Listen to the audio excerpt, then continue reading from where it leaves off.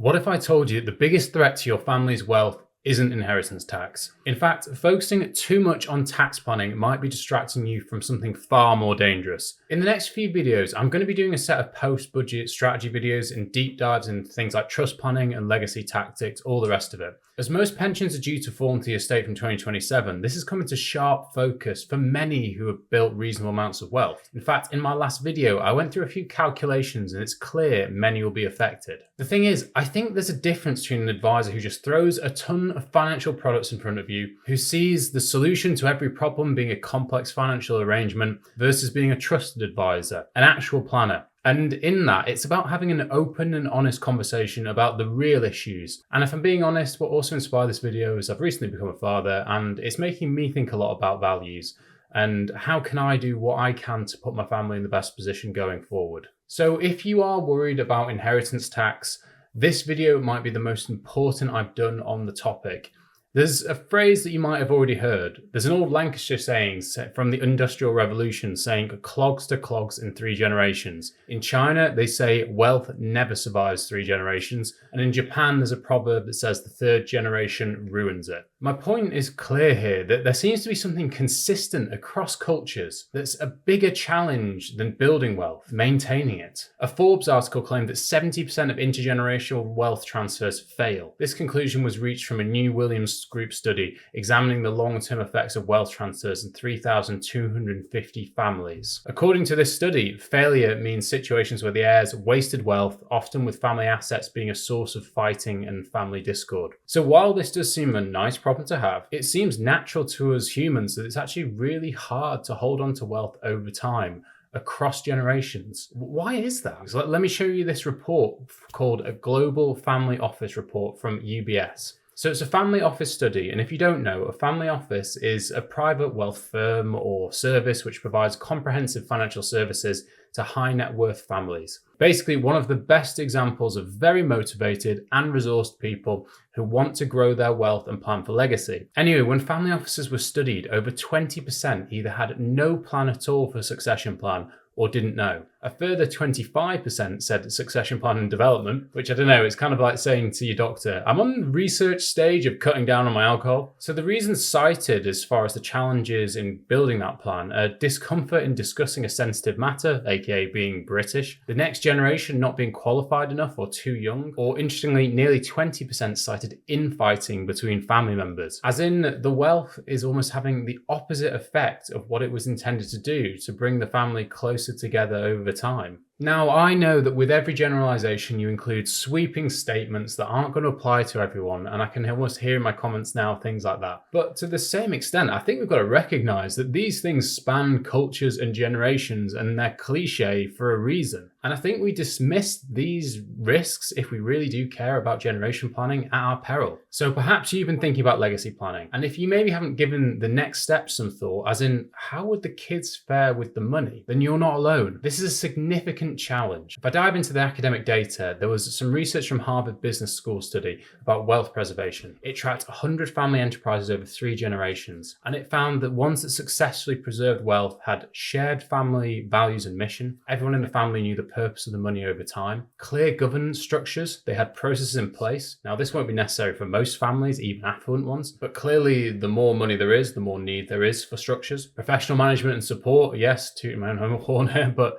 a lot of them had third parties who were able to give impartial advice, especially when the kids were younger and needed support. Diversified investment strategies. They didn't throw their money into anything speculative, and over time, they followed the principles of how to invest properly. Now look, clearly you can't have that level of complexity, but maybe you can adapt some of the techniques here, even at a smaller scale. And to be honest, I think even thinking about it is better than doing nothing. There's a real difference between nature and nurture, and I think you can influence your kids, but you can't control them. And look, I don't have any easy answers here, sadly. So I guess it really is just one parent to another here, discussing the challenges which I think are worth going over. So let me tell you about a 3-generational path, which is very similar to what I've seen and heard about. So the first generation is the typical makers of wealth. So let's say you've got kind of John and Sarah. They've started with nothing in the 80s, built a successful business now worth about 5 mil. They have amazing golden years and they leave a substantial legacy to their kids. Now the kids are the ones who also keep the wealth. These are kind of David and Emma. And after John and Sarah have really enjoyed their retirement, they're really fortunate to inherit quite a bit from their parents. The crucial thing is, because that generation which built the wealth was only 1 generation away, they had an upbringing where they remember when they were very young, when their parents had next to nothing. They saw how hard their parents had worked to get where they eventually got to. While they were used to the privilege of money, they had managed to maintain the wealth well. But here's where the problems start. Enter the spenders, Tom and Lucy. They have never wanted for anything. The problem is they've never really seen hard times. Their parents have always wanted to give them the very best. And the thing is, to be honest, it's been quite easy come, easy go. Every business venture they've tried is half-baked, and when you combine that with a very expensive lifestyle, you can see how it ends up. Now that's a story and arguably unfair and over-exaggerated, but sometimes reality can really reflect this. Oh, just very quickly, to kick off the new year, I'm running a Beat the Budget Retirement Masterclass. It's live on 30th of January. So if you're worried about how recent tax changes could impact your retirement planning, you will need to join the masterclass. We're kind of pulling the curtain back on some strategies which help our clients save thousands in unnecessary taxes. You'll get to discover step-by-step processes from pre-retirement, drawdown, and legacy strategies, and how these new pension inheritance tax rules will affect planning. There's also quite a bit on hidden risks we see with investment planning in 2025, and I'll be joined by our CEO at Flying Colours, Guy Miles, who co-founded Octopus Investments, and he'll be talking about the framework we're using to help our clients retire with confidence. So all you need to do is click on the QR code or the link below to reserve a spot. So anyway, back to the video. What can we do? Well, if we go back to the example on why the 2nd generation retained the money versus the 3rd, the typical reasons given is the generation before had witnesses the challenges of building wealth. The hard work ethic is in their blood. It kind of only gets lost in the later generations when they don't see as much of it. So there are many ways I've heard of this working, and it all boils down to communication, making it clear so perhaps the younger generations really understand the work that has gone into the wealth. I've even heard of families recording interview-style video with the grandparents' life story, so that that's kept throughout the generations so that we all understand where the money has come from. And there are of course more complicated arrangements you can consider, complex trust arrangement, family investment companies, and yes, we will discuss some of these in later videos. But in my opinion, you can have the most complex arrangements in the world, but if you don't focus so that the kids are prepared for the money versus the money being prepared for the kids, then you'll just end up wasting time.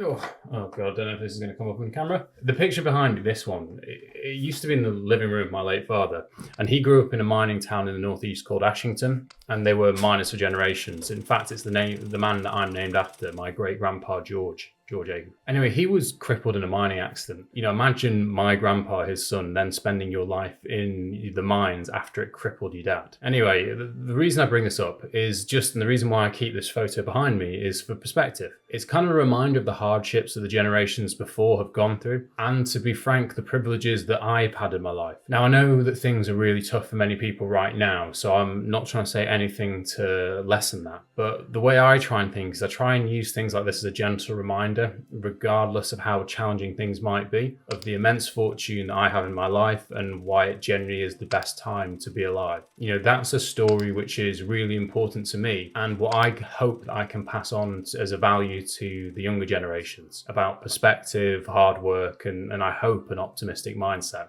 So I'm going to try and do things like that, regularly remind my son of things like that, try and instill as much as I can the values of hard work, maybe even give them a few shares to invest in when they're young and try and teach them how the stock market works. You know, they'll be my son after all. I heard something from the author J.L. Collins, who wrote the book The Simple Path to Wealth, and he talked about the idea of being a custodian of wealth as opposed to it being something that you ever earn. So as in it's something that passes through the generations and you are just part of the journey. I like the idea of that. It's something that's passing through to cherish and maintain instead of something just for my own purposes. Because the truth is, preparing your family for the wealth is just as important as preparing the wealth for your family. But I hope this video, if it does anything for a few of you out there who are concerned about inheritance tax now, pensions are going to be in the estate from 2027, it just prompts you to think, maybe I should have a conversation with the family first. I'll see you in the next video.